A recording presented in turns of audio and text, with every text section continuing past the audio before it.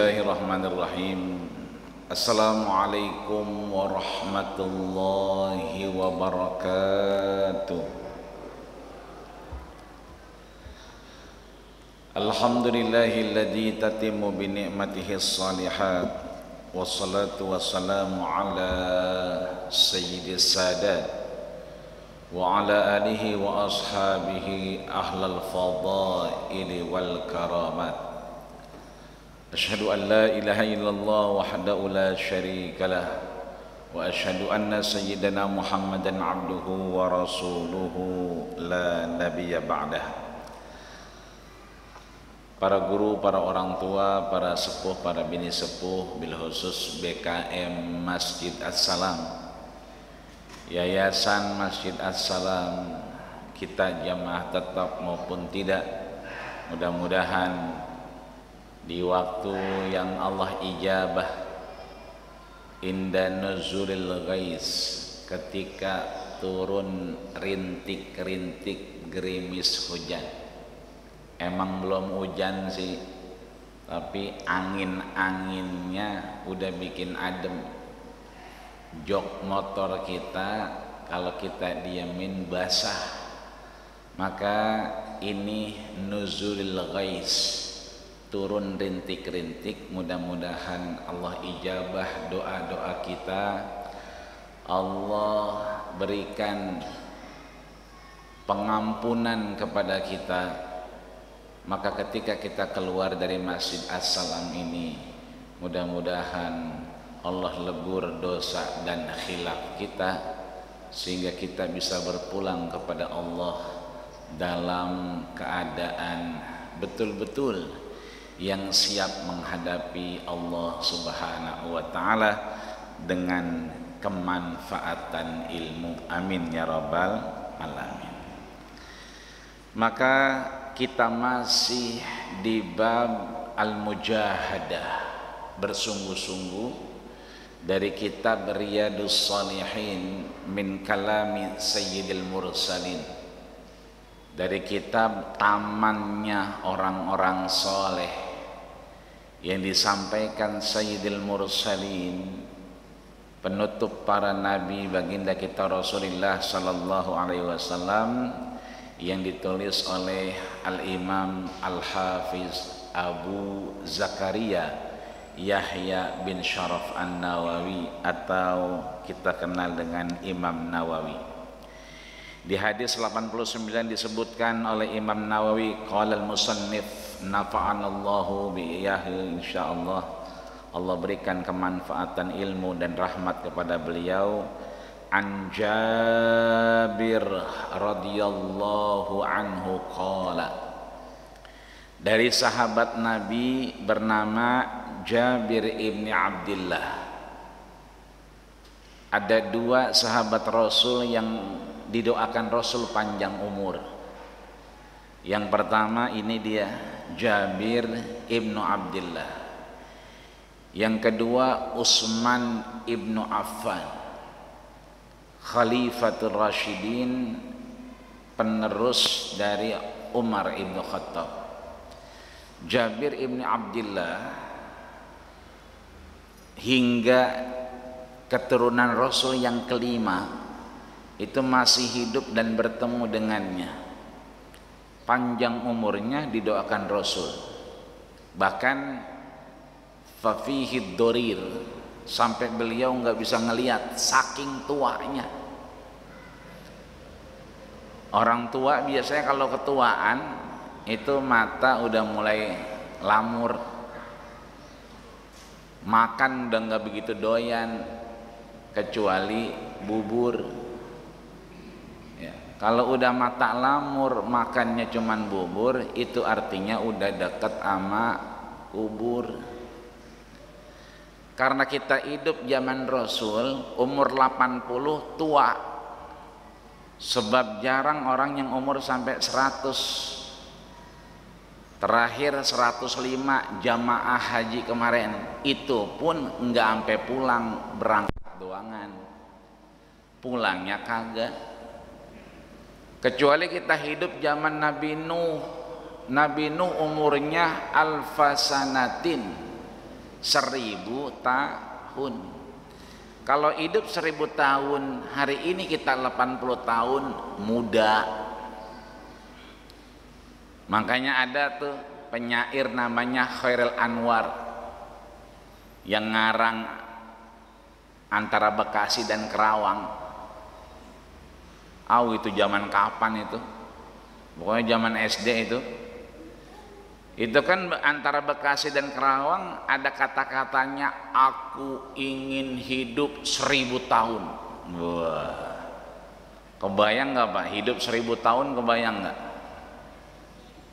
Lah anaknya, cucunya udah pada mati semua 1000 tahun. Paling tinggal cicit-cicit curut ya, udah paling akhir doang itu.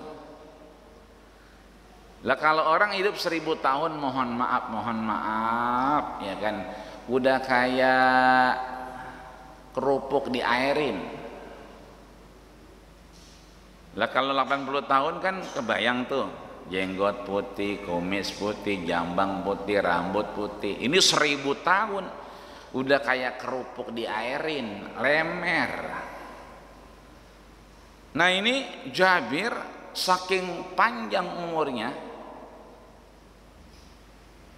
banyak meriwayatkan apa yang terjadi oleh Rasulullah Sallallahu Alaihi Wasallam. Di antaranya itu ada kejadian Uhud ya, disampaikan oleh beliau beliau menyatakan, Jabir ibni Abdullah, qala rajulun lin nabiyyi sallallahu alaihi wasallam yauma Uhudin.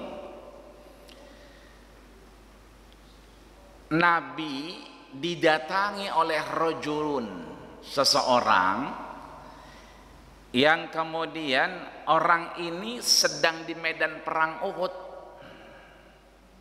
yauma Uhudin. Dan orang ini bertanya kepada Rasulullah, ara'aita in kutiltu fa aina ana?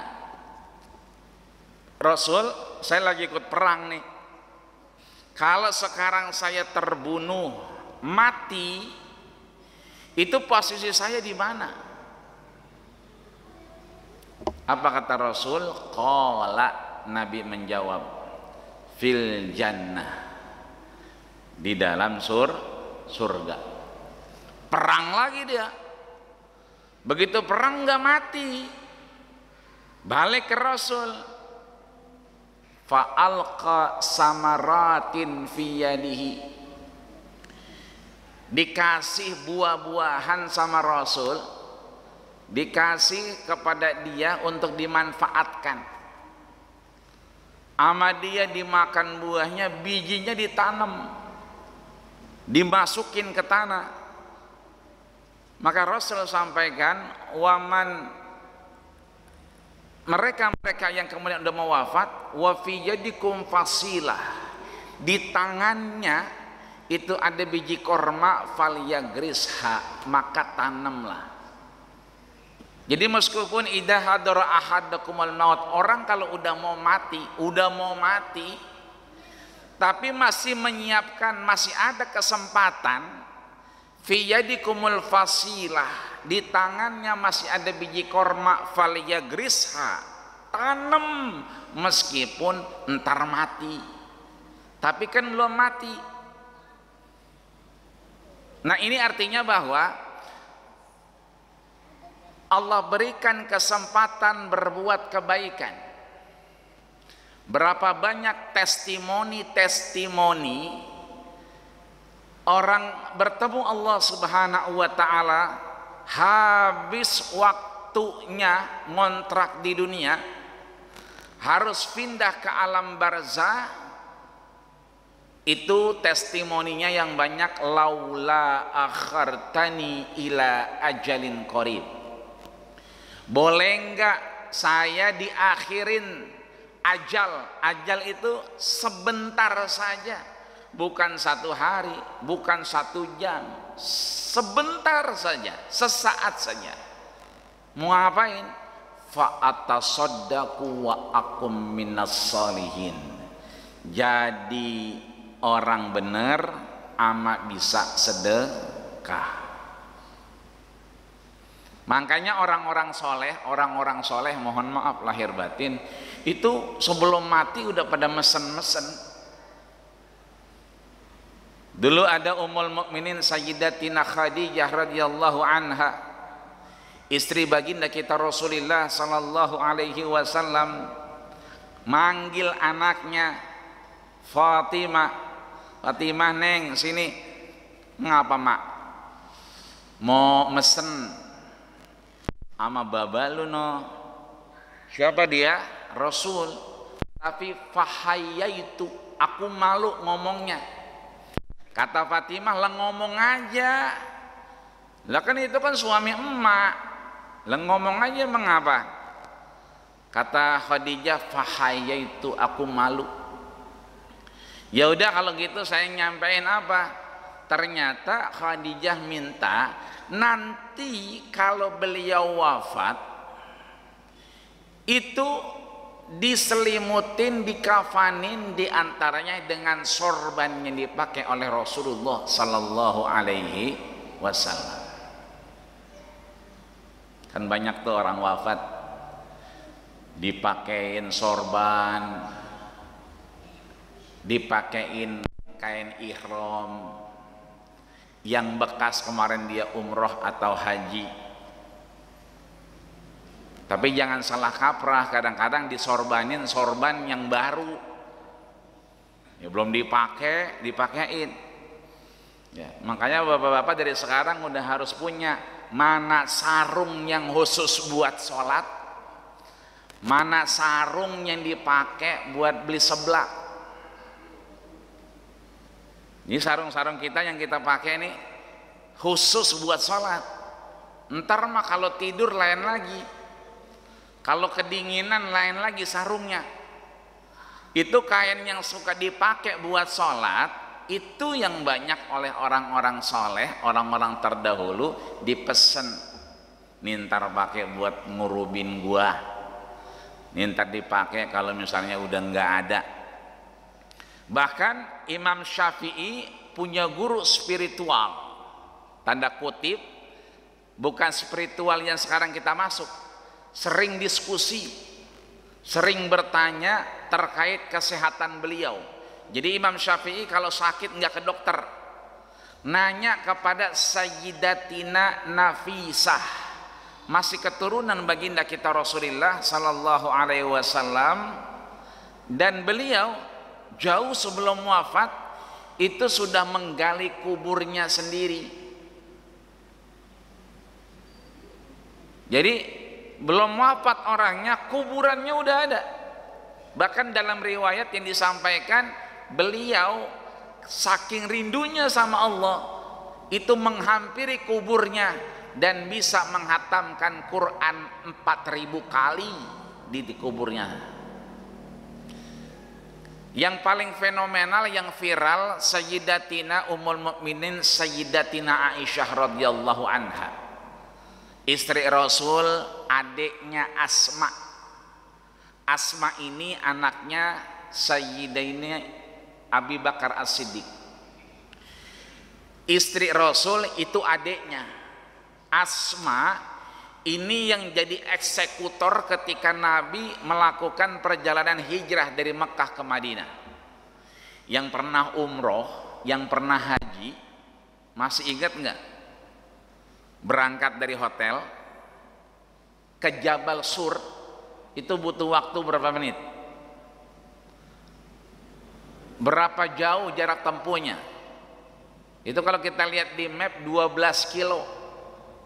Dari tempat Nabi lahir, rumah Nabi di Masjidil Haram, itu ke Jabal Sur. Jabal Sur ya, bukan Jabal Nur. Kalau Jabal Nur tempat Nabi dapat wahyu, ini Jabal Sur tempat Asma kemudian menghantarkan makanan dan minuman. Itu 12 kilo. Coba kebayang nggak? 12 kilo jalan kaki bawa air. Airnya nggak pakai galon. Kalau pakai galon mah enak, miring sono, miring sini, nggak bakal tumpah. Ini ditaruh di atas kepala, pakai baskom, jalan 12 kilo, naik Jabal Sur, tuh Asma. Adiknya Aisyah radhiyallahu anha pesan, umur beliau saat itu di tahun 57 Hijriah, wafat 58 Hijriah. Setelah beliau wafat, wafatlah Abu Hurairah Abdurrahman bin Sakhar Ad-Dausi.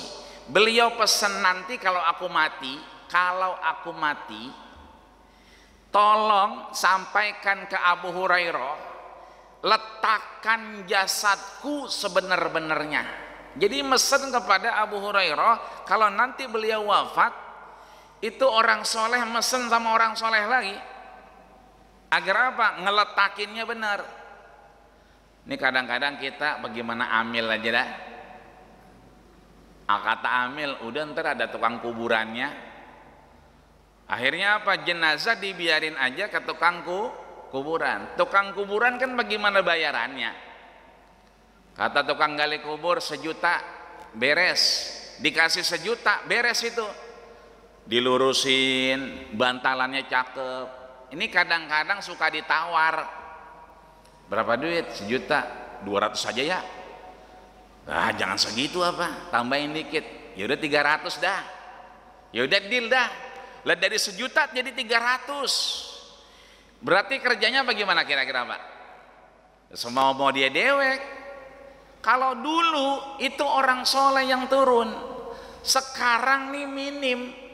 Yang nyolatin banyak, yang takziah banyak, yang nyelawat banyak, tapi giliran mayat turun itu nggak pada mau turun. Udah amil aja dah, udah yang nguburinnya tukang kuburan aja dah. Mestinya orang-orang soleh juga ikut. Nah ini kenapa orang-orang dulu suka mesen. Inilah kemudian contohkan Rasul, meskipun kematian di depan mata, wa fi yadikum fasilah, ada kesempatan di tangan kita biji korma, falyagrisha. Meskipun kita mau mati, tetap kita melakukan mujahadah. Apa itu? Bersungguh-sungguh dalam amal soleh di hadapan Allah Subhanahu wa ta'ala. Hadis selanjutnya, hadis 90, an Abi Hurairah radhiyallahu anhu, disampaikan dari Abu Hurairah yang tadi kita ceritakan, yang dapat mandat dari Sayyidatina Ummul Mukminin Aisyah radhiyallahu anha, yang Aisyah pengen ketika wafat nanti jasadnya itu peletakannya benar-benar sesuai, dan dipesan kepada siapa? Abu Hurairah. Makanya setelah beliau meletakkan jasad Sayyidah Aisyah, setahun kemudian Abu Hurairah wafat. Jadi runutannya berjalan, wasiatnya tuntas. Aisyah mewasiatkan kepada Abu Hurairah, Allah wafatkan Abu Hurairah setelah wafatnya Sayyidatina Aisyah radhiyallahu anha. Qala, beliau berkata, Ja'a rajulun ilan Nabi sallallahu alaihi wasallam. Ja'a, datanglah rajulun, seseorang, kepada siapa? Ilan Nabi sallallahu alaihi wasallam, kepada baginda kita Rasul sallallahu alaihi wasallam. Faqala, dan orang ini berkata kepada siapa? Kepada Nabi kita Muhammad sallallahu alaihi wasallam. Apa yang disampaikannya? Ya Rasulullah, wahai utusan Allah, ayyu sadaqah a'zamu ajran, sedekah yang mana yang a'zamu ajran, yang paling besar pahalanya di hadapan Allah Subhanahu wa ta'ala. Rasul kasih tahu ke saya, tunjukin ke saya sedekah yang model bagaimana, yang a'zamu ajran, pahalanya lebih tinggi, pahalanya lebih besar di hadapan Allah Subhanahu wa ta'ala. Maka dijawab sama Rasul, qala, Rasul menjawab, anta saddaqa wa anta sahihun. Pahala yang paling banyak, derajat yang paling tinggi di sisi Allah Subhanahu wa taala terkait sedekah, satu saja kata Rasul, anta saddaqa, dia itu bersedekah, orang itu bersedekah, wa anta sahihun, dalam keadaan sehat. Jadi kalau sedekah kita lagi sehat, baik itu sedekah harta, sedekah kekuasaan, lagi ngejabat RT misalnya, kan tanda tangannya ampuh itu. Kalau khatib Jumat cuma khatib doang, kalau yang dibilangin mau. Tapi kalau udah RT RW tanda tangan, kalau mau jadi laki-laki, laki-laki beneran. Kalau jadi perempuan, perempuan beneran. Kadang-kadang pagi ya kan dia manggul, malam dia mangkal. Kan statusnya dua. Sedangkan di RT RW itu cuma milih laki-laki atau perempuan. Kalau timbang khotib Jumat yang ngomong, selesai habis khotib. Urusan di pasar urusan lain, urusan di gebyuran urusan lain. Tapi kalau udah RT sama RW sedekah dengan tanda tangannya, maka sedekahnya ketika menjabat. Itu yang paling bagus.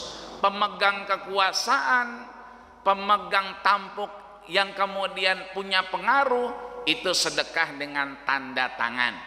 Yang punya harta, sedekahnya ketika dia sehat. Haji Suartono sedekah nih. Ini semua lah kontrakan 250 pintu. Itu 200-nya buat Masjid As-Salam. Itu kalau masih sehat aman. Itu tanah yang di belakang masih kosong, itu buat nanti bikin motong Idul Adha buat masjid, aman. Kenapa? Orangnya masih sehat. Yang repot kadang-kadang, mohon maaf ya, udah kurang sehat, hampir wafat, udah sakit-sakitan, statusnya udah di tangan orang. Nah ini repot. Bahkan kalau udah wafat, mohon maaf, Haji Hartono kemudian mohon maaf bersedekah 1000 meter tanah buat Masjid As-Salam. Orangnya udah mati. Kalau udah mati itu DKM, yayasan nggak boleh langsung nerima. Kenapa? Dilihat dulu, itu 1000 meter, semua hartanya udah dihitung belum? Jangan sampai 1000 meter itu lebih dari 1/3 harta orang itu. Jadi kalau udah wafat itu dibatasin 1/3. Meskipun itu wasiat, meskipun itu sedekah. Beda kalau orang masih hidup. Kalau hidup berapapun dia sedekah nggak jadi masalah, meskipun lebih dari 1/3 hartanya. Tapi kalau udah sakit-sakitan, tapi kalau udah wafat, itu nazirnya harus melihat apakah yang diwakafkan, apakah yang disedekahkan melebihi 1/3 hartanya atau tidak. Kalau lebih nggak boleh diambil. Kenapa? Abu Bakar datang ke Rasul, ya Rasulullah, saya mau kasih harta semua. Kata Rasul, lah enggak Abu Bakar, jangan. Idan nisfahu ya Rasulullah, udah setengahnya ya Rasul. Kata Rasul, jangan. Lah terus kalau setengahnya enggak boleh, idan sulusuhu ya Rasul, ya udah 1/3-nya. Apa kata Rasul? As-sulusu kasir, 1/3 itu udah banyak. Maka Rasul tutup hatta idza balagatil hulqum, sedekah yang paling baik sebelum ruh itu sampai hulqum, sampai tenggorokan. Nah, jadi sedekah kita mudah-mudahan wasiat kita apapun yang kita pengen berikan di jalan Allah itu diberikan dalam keadaan sehat, sadar, itu a'zamu darajatan ketimbang mengeksekusi surat wasiat, ketimbang kemudian menyatakannya bersedekahnya dalam kondisi yang kurang sehat. Ya, maka anta saddaqa wa anta sahihun fa'a'zamu darajatin indallah. Ketika seseorang bersedekah dia sehat, itulah yang paling tinggi derajatnya di hadapan Allah Subhanahu wa ta'ala.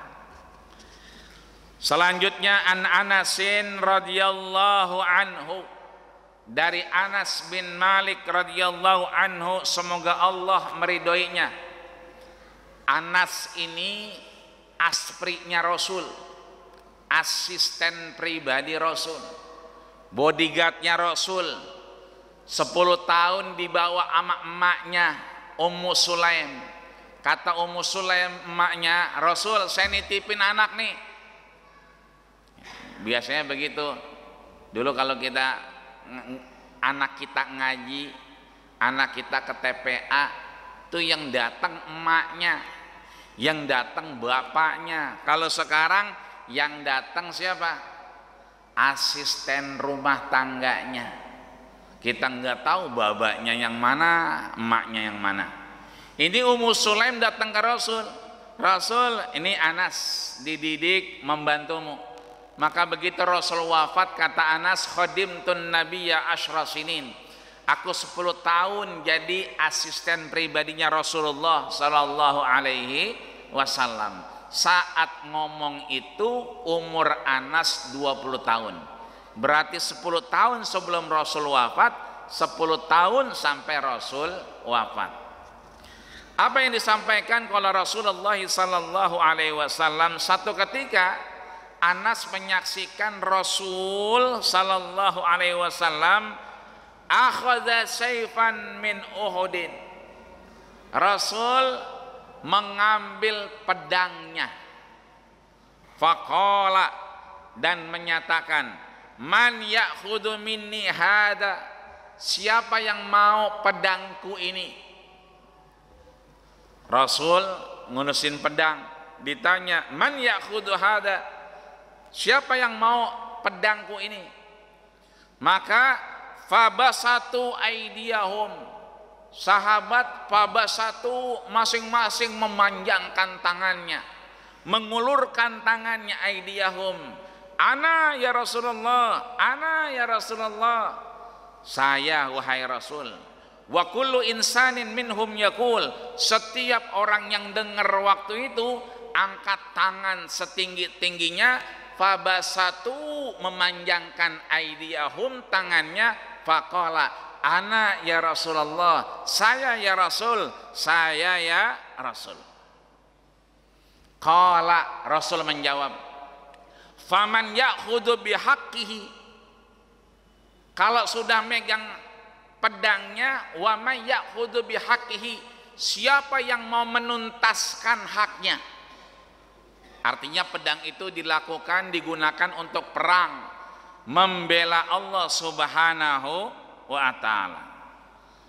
Fahjamal qaum, digunakan untuk menyerang satu kaum yang kemudian tidak beriman kepada Allah Subhanahu wa ta'ala.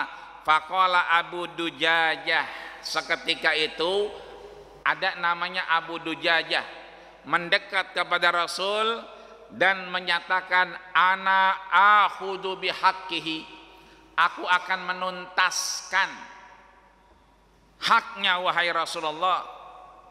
Fa akhadahu fa falaka bihi 'alal musyrikin, dan seketika itu Ahlu Dujajah mengatakan, fahjamal qaum, pedang ini akan dieksekusi untuk apa? Membela kaum dan menyerang kaum. Membela kaum berarti membela kebenaran, artinya bukan dengan kebencian.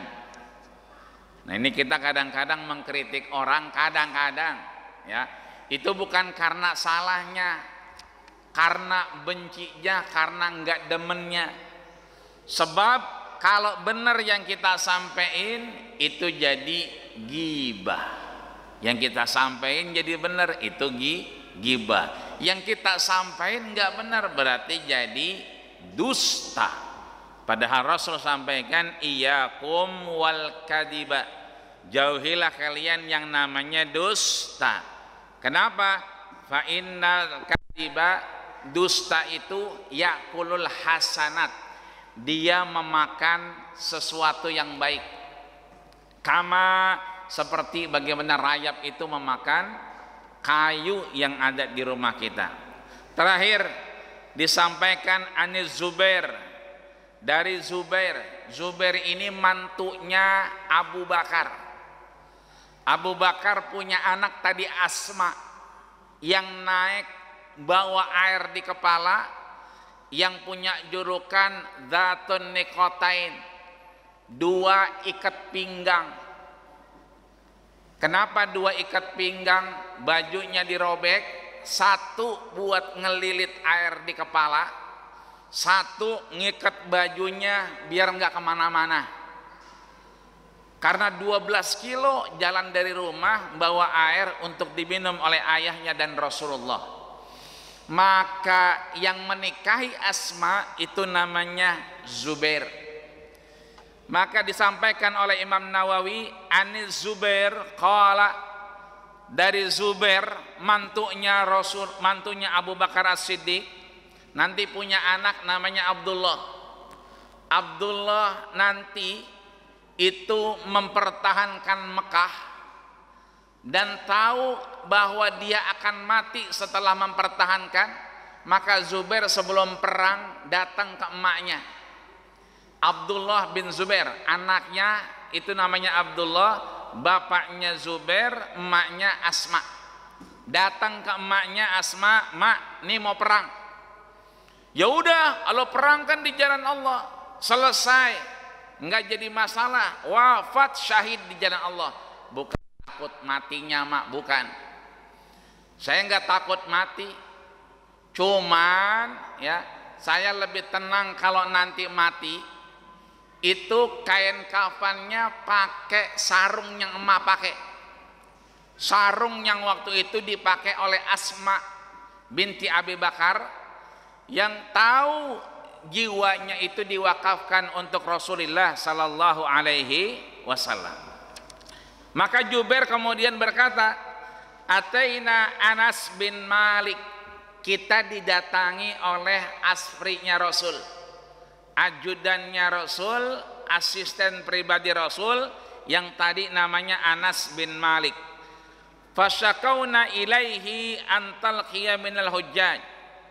Ketika kita mengadu terkait proses peribadahan haji, faqala, dan Rasul kemudian menjawab, "Isbiru, bersabarlah, fa innahu la ya'ti 'alaikum zamanun."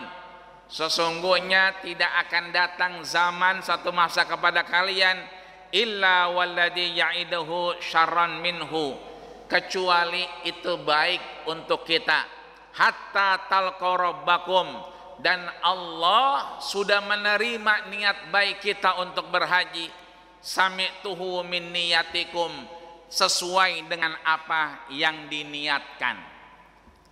Ada orang sekarang mau daftar haji, kata temannya, "Ngapain daftar haji, nunggunya aja 30 tahun. Sekarang umurnya 60 tahun. Berarti 90 tahun baru berangkat, keburu modar." Udah jangan dipikirin itu mah, daftar-daftar aja. Namanya juga hidayah. Jangan kata yang tua, yang muda juga banyak yang gagal berangkat haji. Karena sekarang ada Undang-Undang nomor 8 tahun 2019 bahwa berangkat haji itu uangnya nggak harus untuk haji. Sekarang bisa dibatalin. Buat apa? Renovasi rumah. Boleh nggak? Boleh nggak Pak? Boleh, asal yang minta yang nabung. Tanda tangan, saya nggak bisa berangkat haji karena rumah saya ambruk. Tanda tangan, duit diambil, nggak jadi berangkat. Boleh sekarang. Undang-Undang nomor 8 tahun 2019. Besok berangkat 2024. Tapi akhir tahun 2023 udah kayaknya nggak bisa diam. Emang apa? Ditinggal istri udah 2 tahun misalnya, pengen kawin lagi. Akhir tahun 2023 ya tanda tangan, nggak jadi haji. Buat apaan? Kawin lagi. Boleh nggak? Boleh. Itu dinaungi oleh Undang-Undang nomor 8 tahun 2019. Artinya di sini isbiru, biar kata kita nggak nyampe umurnya, kalau kita sabar itu Allah udah terima duluan. Nanti kalau kita mati itu uang hajinya jatuh ke ahli waris. Boleh digantiin sama anak, boleh digantiin sama saudara selama ada yang mau gantiin. Kalau dulu kan enggak, sekarang boleh digantiin. Bahkan saudara boleh, tetangga boleh, asal ada yang gantiin. Kecuali enggak ada orang sama sekali, maka uang itu keluar kembali kepada ahli waris, tidak dipotong sama sekali. Bagaimana hajinya? Hatta talqaw rabbakum, Allah udah nerima duluan. Wasami'tuhu, Allah mendengar niat kita. Min niyatikum, dari apa yang kita niatkan. Artinya bahwa hidayah datang eksekusi. Pengen ke masjid berangkat aja. Mau ngapain kek? Ya meskipun belum azan enggak apa-apa. Itu namanya intizarus shalah ba'da shalah. Menunggu sholat setelah sholat. Ini artinya bahwa kebaikan di sini masuk bab mujahadah, bersungguh-sungguh. Selama Allah kasih kesempatan dan kesempatan itu memungkinkan, seperti tadi ketika orang perang Uhud, kayaknya mati nih ya Rasul, enggak mati, balik ke Rasul, dikasih buah, dimakan buahnya, bijinya ditanam, padahal udah mau mati tapi masih nanam biji korma. Itu artinya mujahadah, bersungguh-sungguh. Dikasih pedang, ya Abu Duda aja nggak mikir panjang, ana ya Rasul, masuk terabas, wa ana ahaqqu bihaqqihi, saya akan menuntaskan hak pedang ini. Apa itu? Qabilul, membela kebenaran buat orang yang tertindas dan memerangi mereka yang tidak beriman kepada Allah Subhanahu wa ta'ala. Dan terakhir, bahwa Rasul menerima